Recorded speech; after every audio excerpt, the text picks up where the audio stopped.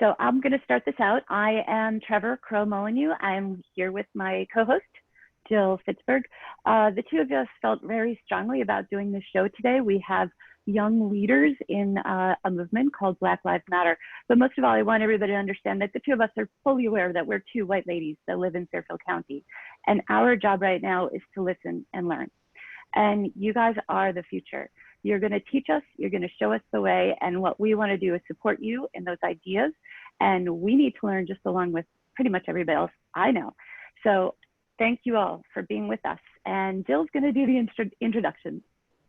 We have a fantastic group here today. Again, as Trevor and I were talking about this, we felt that we were so inspired by what we were seeing our own children talk about, what we were hearing from all of you, and we wanted to have a chance to share your voices today. It's super important to us.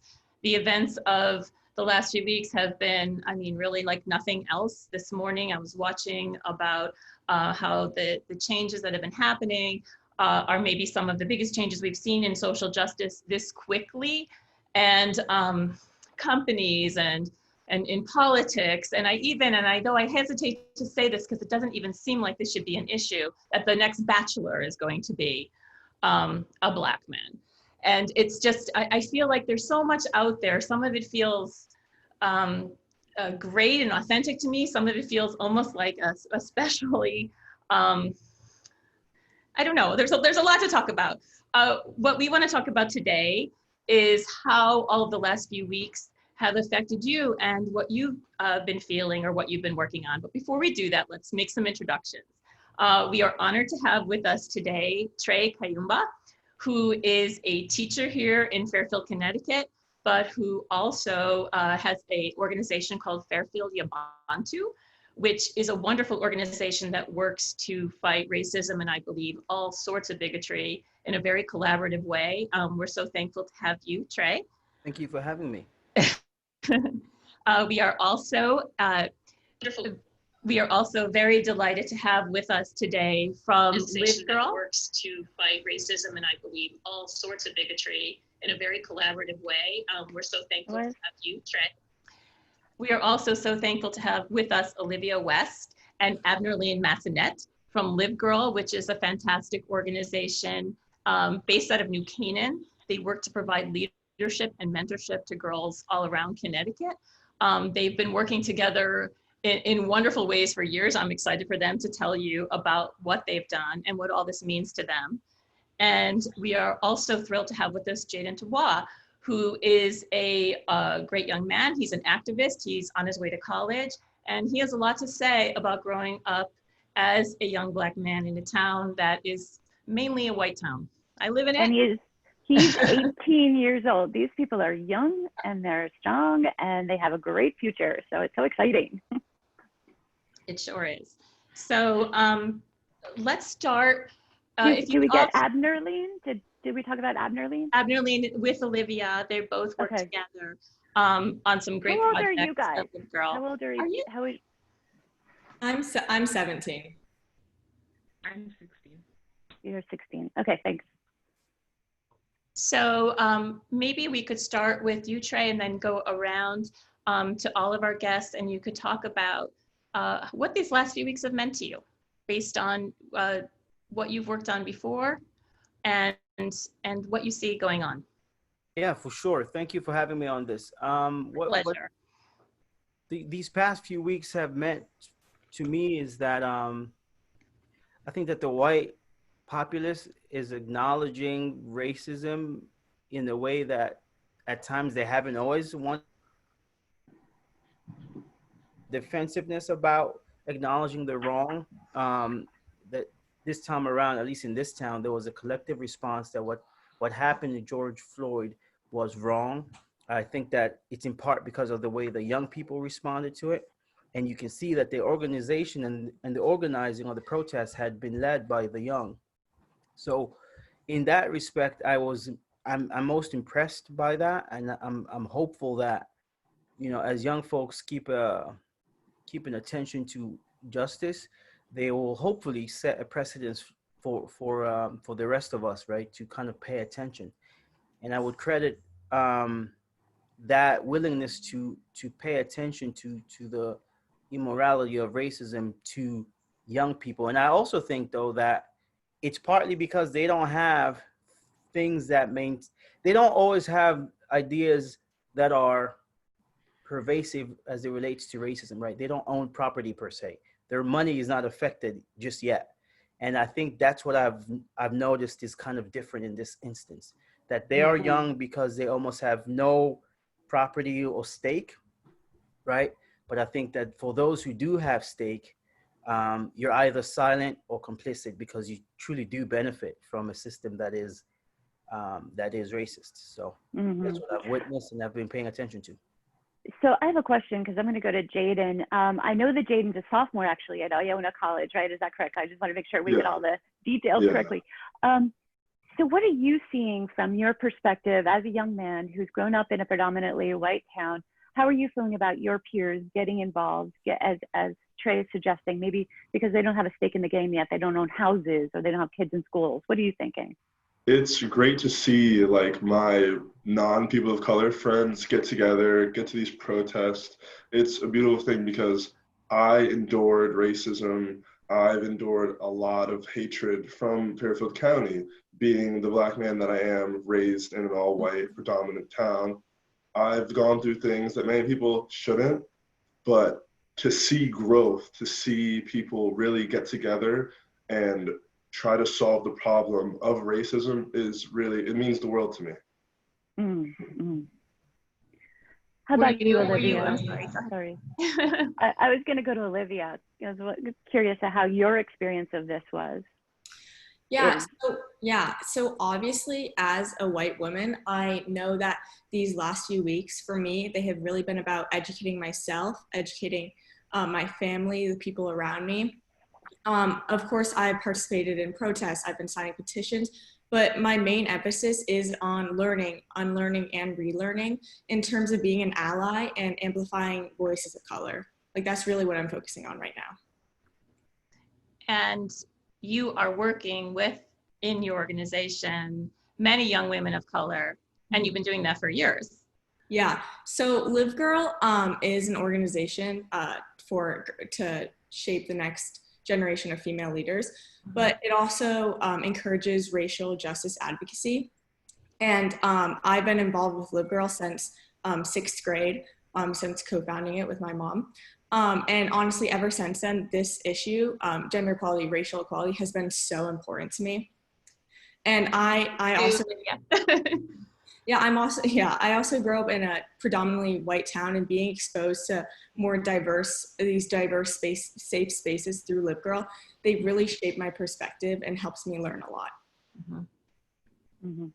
I would agree with you. I mean, before, one of the most important things, and the thing that I think so many people sometimes miss out on living in this area, is not, you have to sometimes reach out to find more diverse groups to be with and become friends with and learn from. And that can be one of the richest experiences and most interesting experiences in your life. So, and I know that all of you have done this in different ways. And Abnerline, what about you? Because you've been working with Live Girl as well in some of their fantastic programs. These past few weeks have been obviously hard for me, seeing things on television, but with Live Girl and them taking the initiative to create a anti-racism and education community outreach program for our She Works internship this summer it's been really touching to me because Live Girl has been taking initiatives to call out racism and speak up for their girls that are people of color, they're Black girls in their organization, and us to make sure that we speak out against racism. Growing up in Brooklyn, I've been surrounded by diverse people of all races, and coming down here to Connecticut has been a culture shock, and it's still something that I'm getting used to. But I appreciate all the efforts that people are trying to come together, and people of Black people and all people of races are coming together, especially my white friends, asking me questions and really trying to stay educated. And I'm also trying to stay educated in this process because there's a lot of things that I don't know being a Black woman in America.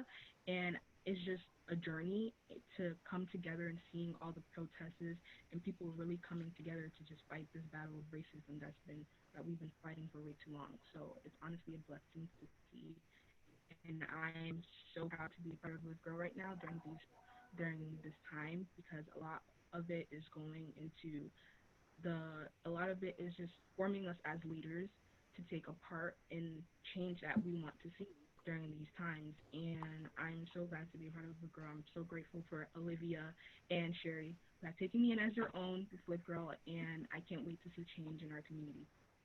We're so grateful important. for Abner Lane.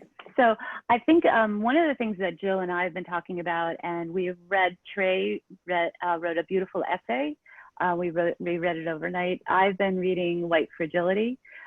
We all are in this space of learning and growing, and this is maybe this tipping point, this groundswell after, again, another victim of police brutality. But it is not just about that. It's about really looking at all of our institutions, right? And saying how each one of us could participate, change, rethink, reimagine, and what's the future. And that's why we're really, really curious about you guys. So I want to go back to Trey and say, what do you see, like socially, politically, where do you want to see most of the momentum and the change, and how would you get there? Like, pick one of those two or both, whatever, go with it. I hear you. So that's a good question.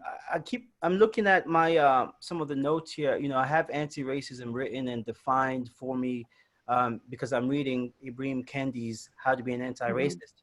And, he describes an anti-racist as the idea of anti-racism or anti-racist is expressing the idea that racial groups are equal and none needs developing. And I would add none need controlling as well. Okay.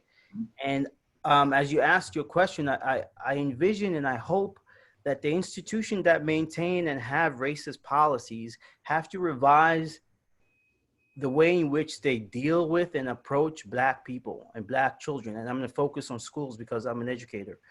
I think that there is a lack of openness to the Black experience, right? And I think oftentimes institutions like schools spend their times and their efforts trying to assimilate kids to a standard that is Eurocentric.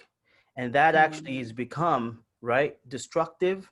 And it's caused children not to feel value within an educational space because of the process of assimilation. And I would encourage folks to read, how to be an anti-racist. I would encourage folks to read Ibram Kendi's book with Jason Reynolds stamped, because they present these ideas of either assimilationists or the idea of segregationists and the idea of anti-racists. And I think that what I see in institutions, there's a lot of assimilation efforts. And so I would hope that schools and other municipalities look at what their policies are suggesting and promoting, because you will see, if you look closely with an unbiased lens, with an anti-racist lens, that what we have done is try to control Black bodies, Black experience, Black expression, and we have devalued them systemically, right? And I would extend that to not just institutions, but also people, and what we've been conditioned to believe.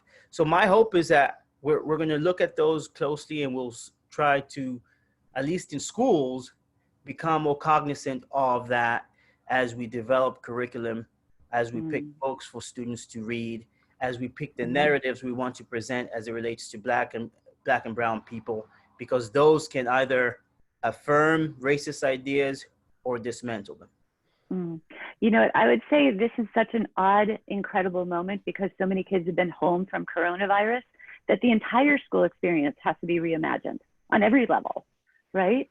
So in fact, I think there's an even greater opportunity and challenge to create, again, curriculum situations to help kids who may or may not be able to go back to school in the fall. We still don't know for sure. That's right. It seems like there's a lot of room for a lot of these books that you've been talking about and that others have told us about to put right in there. And I think they'd be fascinating to talk about just to make a start. Mm-hmm. Right. And if I may add real quick, because Chris Emden, he's a phenomenal guy here who wrote this book for white folks who teach in the hood and the rest of y'all too.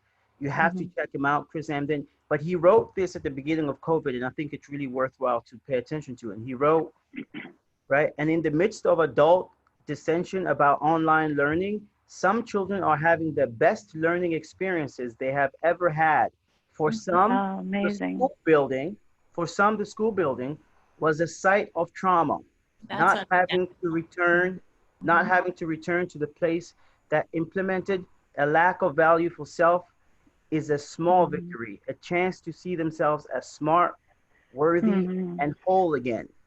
That is the institution of school, and that's real. All right. So that's actually fascinating because you're removing a lot of the things that cause these issues. I think that's amazing.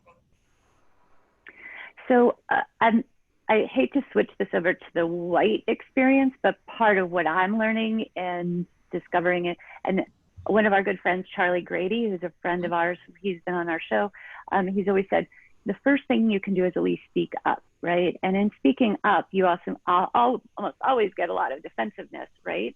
And I would love your guys, I might even, ask Jaden specifically, what do you say to your white friends when you ask them? Do you, like I've heard so many, I've had this conversation like 4 times already this week.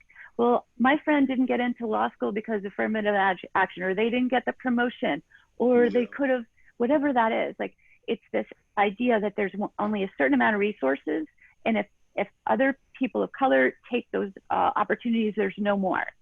And I don't even know how to begin to talk about that. So can you help us out? Okay, so when my white friends have reached out to me, they have always tried to get out of me, how do I address racism and how do I identify racism? And I tell them how I lived, how situations that I would walk into, and they would walk into the same situation, what I would think about versus what would never cross their mind. Like, I'm an athlete, I do sports, and some of the first things I think about when I walk onto a court, a track, are, I really hope my coach isn't racist. That's something a white person would never think about. It doesn't even cross their mind. I walk into a classroom, I really hope this teacher isn't racist. I really hope the student next to me isn't racist. I really hope we can just make change. I just want people to see what it's like through my eyes. And I literally love educating my white friends. Even white parents have like reached out and tried to like get insight for their children. It's more so to just move forward in a way, because there's so many people who need the like education, and there's so many people who are willing, and we just need more people who are willing to become educated. There is a part of me that I understand too. It's not your guys' job to teach us, and I understand that piece of it as well. However, I still believe my best learning comes from listening and clearly hearing and being open. So I understand the two sides of that question. So I just want to be aware. And so much of our best learning comes from our children, our own children, and their perspective and their friends. And I would ask all of you, what do you say when you've heard somebody make a comment? When someone makes a racist comment or something that you feel is like a thinly veiled thing, do you speak up? And what do you advise others to do in this situation? So you've spoken up to my generation. I was actually in 6th grade, I was walking into a basketball court, and this woman next to me said, wow, look at those kids running around, always being hooligans. They're never going to make it in life. The 3 kids running around were 3 black kids, right? Here I am, 6th grade. I look at this woman, and I told her, that's the most disgusting thing I've ever heard in my entire life. And she looked at me and she was like, did you really just say that to me? And I go, you just said such a foul statement. Like, I couldn't even believe that came out of someone's mouth. So I always emphasize to my friends to please speak up about racism. Don't be quiet, because then you're the victim. You're just making it worse on yourselves and for people of color. And it's an implicit approval, or it's just showing that you don't have confidence Exactly. in your beliefs and how important it is. What about you, Olivia and Abnerline? Have you encountered that, and what do you find? I know since you both work together, have you talked about this? And is there something that you advise for people to do when you hear other kids maybe making a comment, or parents?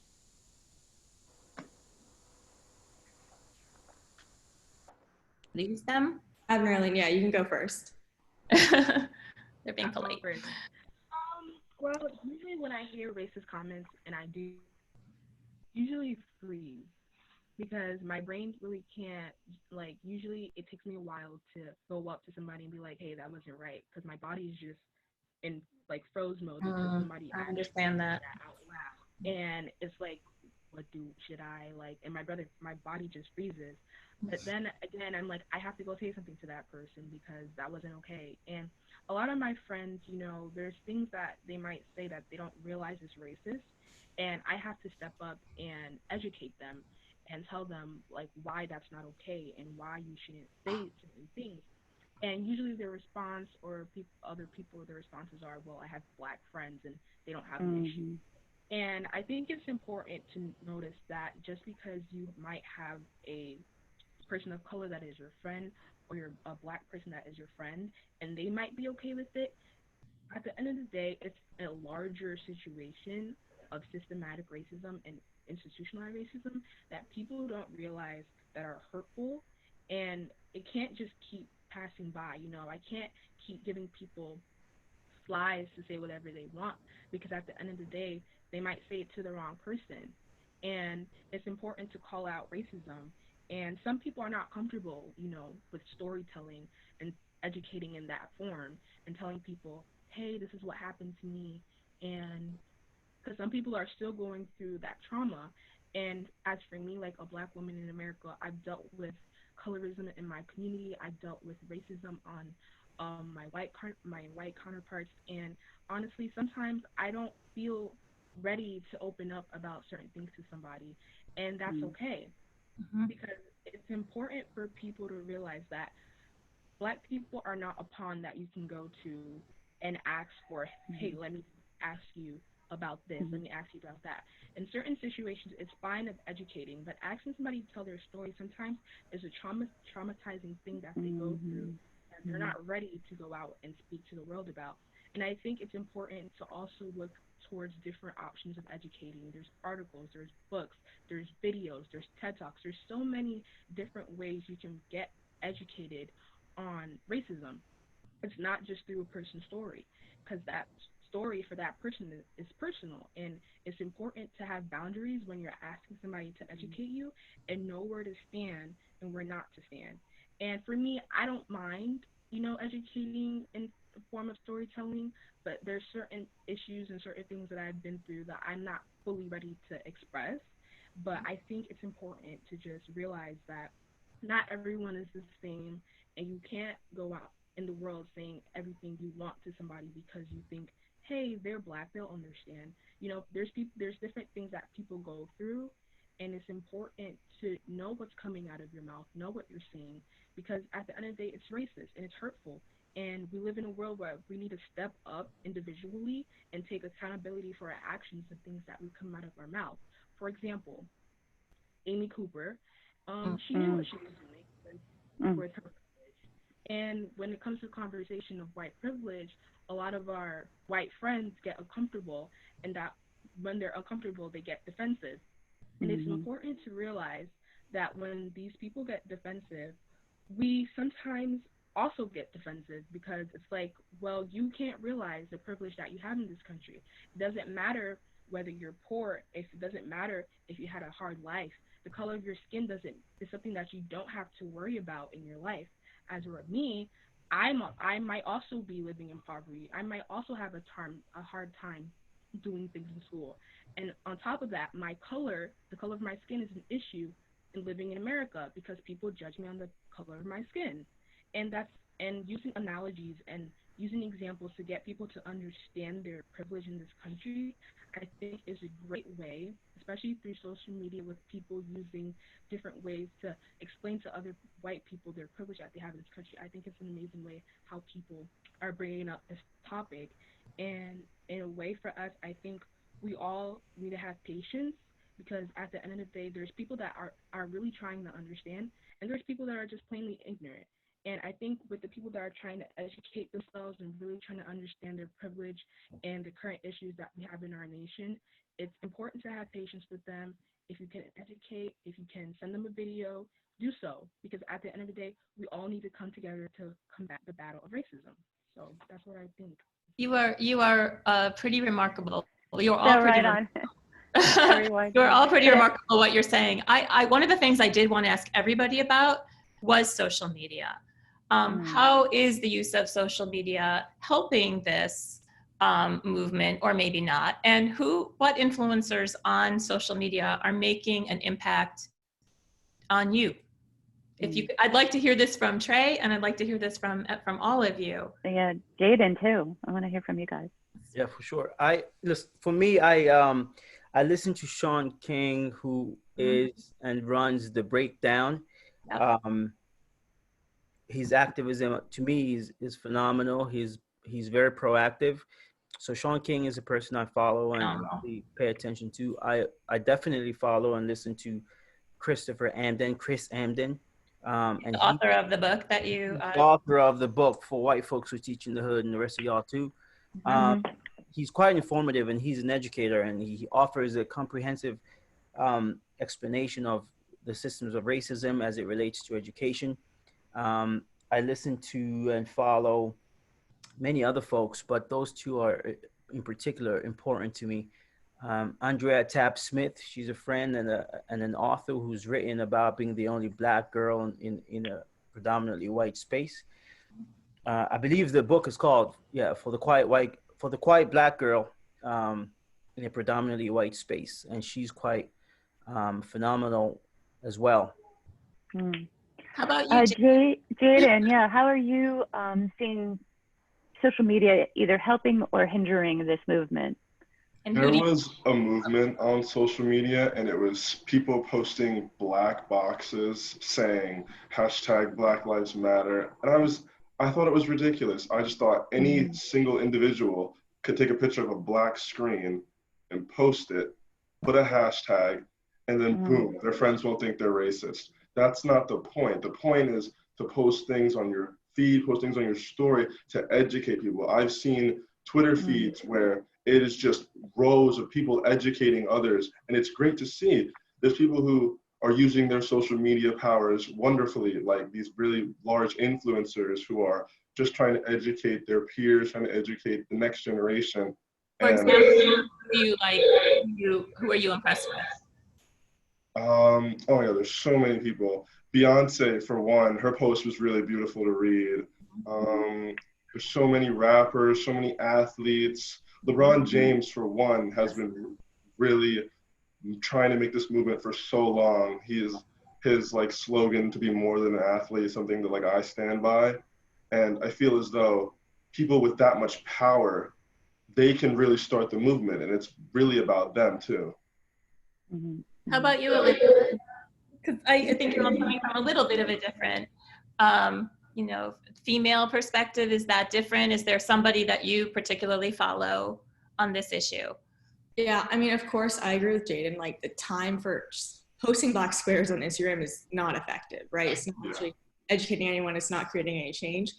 But someone who I really look up to, and she's teaches me so much, is Cheyenne Tyler Jacobs, who she is involved with Live Girl. She's the founder and curator of the She Will Speak series. She's a poetic activist, and she's just so amazing. I mean, her words move me. I learned so much from her about being an ally, about how to support Black people in this time, about how to reach out to Black people, and so she's truly amazing, and I really look up to her. Cheyenne One of- Taylor Jacobs. I would love to we'll put this Yeah. list together and post Put a some of list these together. questions. But I think one of the things, at least certainly seeing from my son, Duncan Crow, I believe he knows Jaden. Do you remember Duncan? Did you get, Yeah, anyway? I do. So Duncan's been educating me also on the news, because he says, you just watch old fashioned news and you do not watch and keep track of, Twitter and what's really happening on there. And as a result, through video people, posting everywhere these clear police brutal moments during these protests, you can't not see that. And you wouldn't have seen it in sort of an old-fashioned news, ABC, NBC, CBS, whatever it might have been. You might not have seen all those images, certainly, and they would have been edited, et cetera. So I do feel like your generation is the first one that has this raw footage everywhere all the time, and you can't not. It can't not affect you. It's like, it kills me to watch this stuff. Yeah, and I would like to add real quick. I'm curious to know. I know that you folks are the ones asking the questions, but Chris Amden had a guest. Typically on Tuesday nights, he has guests, and they were talking about watching Black bodies, right, being killed on video. And I know that social media plays a role in essentially, disseminating the information and all of that good stuff. But I wondered, they mentioned it and talked about it as though it's like spectating sport. That you watch these bodies being killed and life being taken away, and it draws people in to participate in a conversation, right? But it feels like spectating a sport event. Okay. I think now, I might sort of, well, no, I mean, I do think that the amount of people who've gotten out of their houses during COVID to protest, that is way past spectating, not saying I want to be involved and I'm actually going to stand up and learn and I'm going to educate myself. I'm going to get involved. I'm going to carry a placard, whatever that means. And hopefully for me, it means more people register to vote, and the more our elected officials actually care and really make change happen. That there's the spectator side of it, but I'm so impressed by this generation getting out there. To see kids in Fairfield marching, to see kids in Greenwich marching is pretty impressive. But just to make my point real quick, because I wasn't done with that thought. Pardon me. The point that they were trying to make was that it has taken, right, a video that was filmed. It took 8 minutes and 46 seconds of a man crying for his mother, right, as he was being killed, to bring us out to the streets. Okay, there is something profoundly disturbing about that. And there's something profoundly disturbing and damaging to have watched something like that to be compelled to be brought to the streets. And there's something about witnessing Black bodies enduring this. It feels almost to the expense of our mental and spiritual well-being. I see. There's a trauma, obviously. You understand what I'm saying? There's a trauma to that because I've heard my little son and his friends talk about the news, right? And they're 6. For his white friend to say, oh yeah, my mom told me about the incident. It was about a guy who got killed because they put their knee on his neck. For the white kid, there is no correlation or connection whatsoever. But for my son, it sinks in deep. Right. Because who was the person who got killed, right? So Chris Amden and his guests talking about that, observing and analyzing the spectatorship, the nature of it, I think is important for us to think about, and revise, so to speak, the moral code that kind of either brings us to the center, and not. And how does social media play in that? I think we carelessly repost. And I wonder if we're understanding that this is a person's life that was taken. And how much the thought trauma. That, right. No, I couldn't watch it. I just couldn't. And all of it is just so horrifying and moving. My true hope is that we actually make change, and my generation has given a lot of lip service. I don't even think there's a lot of lip service, maybe a little. And this is why we're so focused, Jill and I, today on you young leaders, right, who are going to make this change. And it has to come through I think political movement, social movement, right? That's right. You know, it's funny, we hear you all talking about the black square on social media, and I understand what you're saying. I guess for me, seeing who posts that is a signal to me that at least they care and they're trying. And I think maybe it's different in our generation because a lot of some of this information or how to deal with it is new to a lot of people who have not really focused on it before, who are trying. And so while I understand exactly what you're saying, it seems so easy, and it is easy, right? It at least is maybe conveying a signal that they care about this issue and that they want to make a change. So maybe that's what it is, because there's a lot of people who would never do that. And I guess that's how I see it to some degree, that at least they want to show that they care. But I understand what you're saying. It seems like sometimes things can seem very trite. And very easy, and you buy the t-shirt, you have the slogan, you have the right sign or something like that. It needs to be so much more than that, which is why we actually wanted to have this discussion, because when the protest is over and the post is over, and it's a month from now and 2 months from now, 6 months, a year, what are the things that you all would like to see happen, and how much are you all looking forward to getting involved in? Some of you are going to vote for the first time very soon. Number one thing, not just voting in the presidential election. I don't know, Jaden, you can vote, right, this time? Yes. I don't know, ladies, not yet. You're not going to fit on in this into this time, but there are so many local elections that are also so important and affect even more important on the local level. It really truly is, and to get kids to understand that they've got to vote on every cycle every year, because those officials will select the sheriffs, will select the judges. Every part of this has to be paid attention to. So Jaden, how are you motivating your peer group to register to vote, to get involved, to have, keep their voices continue to be heard? It's simple. We need to see change, and we're all one race. We're the human race. And it's not a one-person team that's going to take down racism. It's not just going to be black or brown people that take down racism. It's all of us. So to motivate somebody to want change shouldn't be that difficult. And if it is, that's where the problem starts. And we just need us all to come together as one race and solve this problem. I would add that, listen, Jill, I like that question you asked. So I've tasked some of my I used to teach high school philosophy, and I've tasked some of my old high school students who are now, 20-year-olds and so on, that I think some of it has to be that young people ask for their schools to be a bit more culturally inclusive in the material that they have, right? In the books that they excellent suggestion. Right? And the books that they expose their students to and their curriculum, to revise their curriculum and make it a bit more anti-racist. Because I know for a fact that young people, right, cut to the chase quickly, right? And they are heard and they make it known. And so my trust is in what young people will do in high school, what young people will complain about in their classes, and teachers typically respond to what their students say. They would put enough pressure, I think, to bring about change, at least in the school building.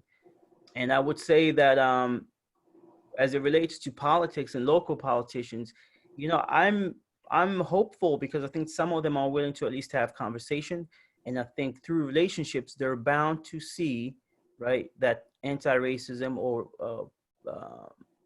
politicizing through an anti-racist lens is in the interest of the town and in the interest of the lived experience in town, because otherwise I think we're all this is in vain, and that would be a shame. It's interesting. My daughter went to University of Wisconsin. Her first semester, they took these classes that combined an English class, a history class, and I think a third one too. And she took a whole semester on racism. To this day, she still talks about it, writes to professors, and there were a lot of books, maybe similar to ones you're talking about, whatever there was 4 years ago. And she still says how much that affects her. And she's just drawn on that so much with what's going on right now. So I do think, especially in the high school and college age, that reading things like that can really make a profound impact. Ladies, I would love to hear from you on this. What are you hoping for moving forward? How are you working for change? Or just to continue your great efforts? I keep thinking next steps. What are like, give us a path, or even tell us what we can be doing too.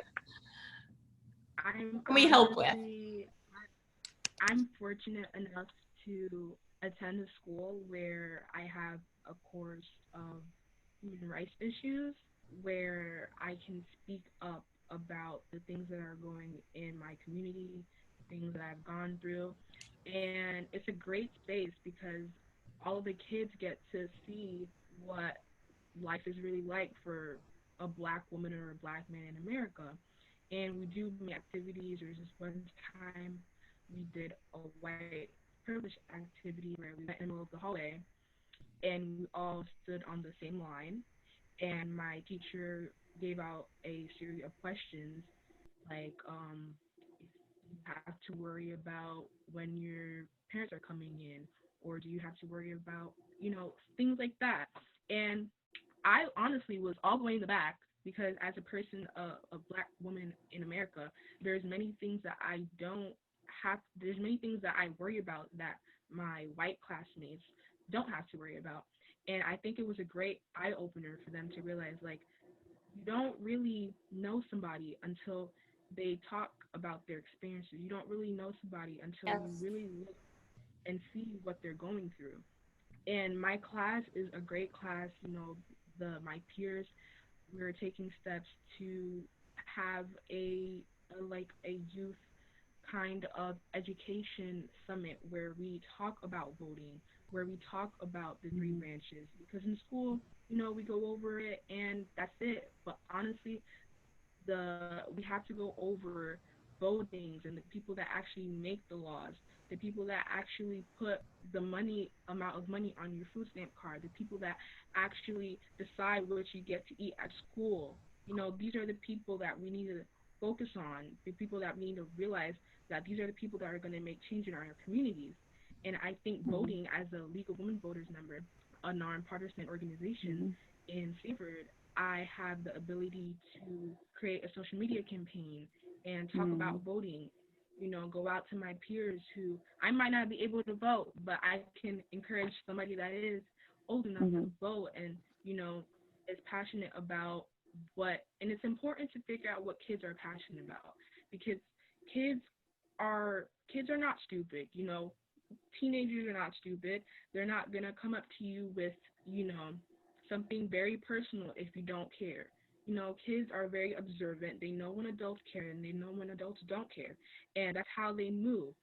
And it's important for teachers, for staff to actually step up to the next step and talk to their students and start the conversation of racism and talk about what's going on in their lives and how they can be a help and how can they do this and do that, because that's how we get the ball rolling, in our communities, in our schools, having conversations with your white parents, telling them like, hey, this is not okay, because it's one thing to come to school and another to go back to a community where somebody is obviously racist, and coming back to an environment of school where there's so many diverse people and you don't know how to navigate because you're at home with racist parents and you have friends that are black, you have friends that are who are Asian, you have friends that are Hispanic. You don't know how to start these conversations because you can't have the conversation at home. And I think it's important that if you can't have the conversation at home, to start the conversation at school, start the conversation at basketball practice, start the conversation somewhere where there's a lot of community aspect, because that's how change starts, by having a conversation, talking about it. Don't put it to the side, because kids are watching this on television. We are seeing these things and it's hurtful. And the youth today, I am so proud of. I'm proud of us as women. I'm proud of us as young men taking the initiative and speaking about things that our leaders are afraid to speak about, calling out stuff that we know aren't right. Because at the end of the day, we might be children, but we are not idiots. We're not stupid. and we know what's Mm-hmm. going on, and we're ready to take a stand about it because enough is enough, you know. And I, as a teenager, as a Black woman in America, being a part of Live Girl, being a part of so many organizations in Stamford, Connecticut, and just trying to get my fellow peers to get up and really just realize, open their eyes, and realize at the end of the day, we're our future, and we're the only ones that we have, and we have to stand up against racism. We have to stand up against, you know, unequal education opportunities. We have to stand up against discrimination housing, and all of these things that are going on in our lives. Because at the end of the day, we have to take the step and change what we want to see. Nerlene, you are absolutely incredible. Fantastic. We're thrilled. We're thrilled. You are incredible. And Trevor, we need to actually, what I'm thinking is we need a class for, we do. for I do. with these kind of educational materials and these books and more voices coming in to talk to us. And let's see if we can't do that. And Olivia, I'd like to hear from you on this as well. What your hopes are to keep them. I mean, Admiralene, she said it amazingly. I can't really add much onto that. I too, I'm involved with the League of Women Voters in my town. Local elections, so important because that leads to changes in the police that can lead to this actual change that can happen. Also, again, I live in a predominantly white town. Women, people of color, severely underrepresented in the teachings of our school. So we don't learn enough about that. And because we're mostly white, most people don't even realize that. It's very missing in our curriculum. But because of this movement, we've been inspired, and we're creating a petition for our school to add more of this to our curriculum. How fantastic is that? I love that. Yeah, it's vital. We need more of it, because many people in my town, they are ignorant, they're uneducated, and this is because, like Admiralene said, they're not having those conversations at home. Their parents may be more closed-minded, and if we can have those conversations at school, even if they're uncomfortable, that is the way that we make change. So, well, I'm sorry. Go ahead, Trevor. Oh, I was just going to do a shout out to my dear friend Gina Ludlow. I believe she's watching. Hello, Gina. Gina's educated me on many things, given me basically a book list to be reading. So I think all of us need this book list. It's actually on my Facebook wall, which is why I've been reading White Fragility. But I have such faith in you get this next generation, and Jill and I have been so thrilled, and thank you all for being on this with us. Trey, we have a lot to learn from you. I think one of the things that constantly comes back in my head, which is this sort of binary, either you're good and you're not a racist because you didn't shoot a young man, jogging down the street, and that means you're not a racist, so you don't have to learn anymore. To, we all have it. The onus is on us, and again back to that. I don't want to re-traumatize. I don't want to go say, Admiralene, tell your story if that's a boundary that shouldn't be crossed. So it's we have so many levels of learning to be done, right? And I personally have been oblivious, ignorant. And so I've learned a lot even in this conversation today. And I feel like I need to be reading Trey's essays. And just Jaden, one question for you. Leaving this today, what's your ideas going forward? Would you run for office? Are you going to get involved in, on campus organizations? What's your plan? Maybe not running for office, but definitely I would love to see a bigger platform where I can just educate more people. That's the goal, just to be the educator and then to have them become the educator. That is the end goal. We just need more people to get involved, and we just need more people to solve this problem. And love and respect one another and have empathy. The more we hear your voices and what you've gone through, what you face that you should never have to, then we can find that within ourselves and learn. And I'm hoping that you all will send me your recommendations for things that people might want to read, for social media and influencers you might want to follow, or videos that you think are important. Trey, I know you have a lot more. We're going to post your essay as well. And all about the link to Fairfield Yabantu, which is a great organization in town. And we thank you so much. I can't tell you how inspiring it is to hear from all of you today. Thank you so much for having me. Real quick, if I may, I have to emphasize that the issue of racism is not an issue of just Black people. I have to say that the development, the structure at hand, right? I'm thinking about my students right now. Is an impartial experience. If I'm your first Black teacher in your years of teaching, I mean education, right? You've had an impartial educational experience, and I heard just now people saying not knowing how to speak to Black people. That's because you had a partial educational experience. Yeah. Black people are not an anomaly. If you were in a space where you were not terrorized by Blackness, you would be far more liberated. So let's not presume that white supremacy, right, excludes you or precludes you from terrorism. You are too, right, experiencing the toxicity of racism as well. So let's understand that going forward, this isn't just a thing that for Black people to kind of benefit from. No, I really, and I do have students who are victims to the system that is supposed to be apparently helpful to them. That anxiety to perform well is the result of white supremacy. And I agree. And I think that's one of your great points, which is, again, everybody's missing out on the valuable, beautiful experience of knowing one another in a respectful, loving way. And if we're not inclusive in that way, we all lose, everybody. That's right. That's right. And for the young people here, please hit me up. I'd love to hear you guys about to. Find me on Instagram. We will connect to all of you, and we would love to get your information, and we'll publish that all. We need to follow up on this. That's my point. It's not a one-time. This is this week. Let's talk about this. Let's keep it going. That's right. We're all going to be all right. Yes. Thank you all. Thank you so much. What a privilege. Helping us out, learning. Thank you. Aberline, go ahead. Yeah. So speaking on what Trey said, anxiety in school for Black kids is something that is really prevalent in our community because we have the sense, our parents tell us you have to work twice as hard in order to make it. So even when we fall back into a subject, it's really traumatizing because it's like if we don't go back twice as hard, we're going to fall back twice as hard. And it's something that needs to be addressed in schools.